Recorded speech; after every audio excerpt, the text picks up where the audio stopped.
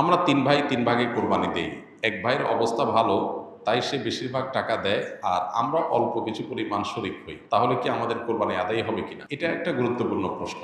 কোরবানি দেওয়ার ক্ষেত্রে বিশেষ করে যখন ভাই ব্রাদাররা মিলে কোরবানি দেন, তখন এরকম পরিস্থিতি তৈরি হয়। একটা গরুর দাম ধরুন 70,000 টাকা। তো এক ভাই, তার উপার্জন অনেক কম, সেজন্য সে 5,000 টাকা দিস, আর বাকি টাকা যেটা আছে সেটা হয়তো বাকি ভাইরা দিস। কোরবানি হবে কিনা? উত্তর হলো কারোর কোরবানি হবে না। কোরবানিতে যে কোনো একটা পূর্ণ অংশ নিতে হবে, 7 ভাগের একটা পরিপূর্ণ অংশ। 7 ভাগের 1 ভাগ, 7 ভাগের 2 ভাগ, 3 ভাগ, 4 ভাগ, সর্বনিম্ন 1 ভাগ নিতে হবে। ভগ্নাংশ নেওয়া যাবে না, অর্থাৎ 1 ভাগেরও অর্ধেক নেওয়া যাবে না। 2 ভাগ মিলে 1 ভাগ নিয়েছে, হবে না। তখন সেটা গোস্ত খাওয়া হবে। পশু জবাই হয়ে গেছে সহি পদ্ধতিতে, গোস্ত খাওয়া হবে, কিন্তু কোরবানি হবে না। কোরবানি বিশুদ্ধ হইতে হলে প্রত্যেককে পূর্ণাঙ্গ একটা ভাগ নিতে হবে। হ্যাঁ, এখন এমন হতে পারে যে এক ভাইকে আল্লাহ আর্থিক সচ্ছলতা দিয়েছেন, বাকিদেরকে দেন নাই, তো কি হবে? তখন সচ্ছল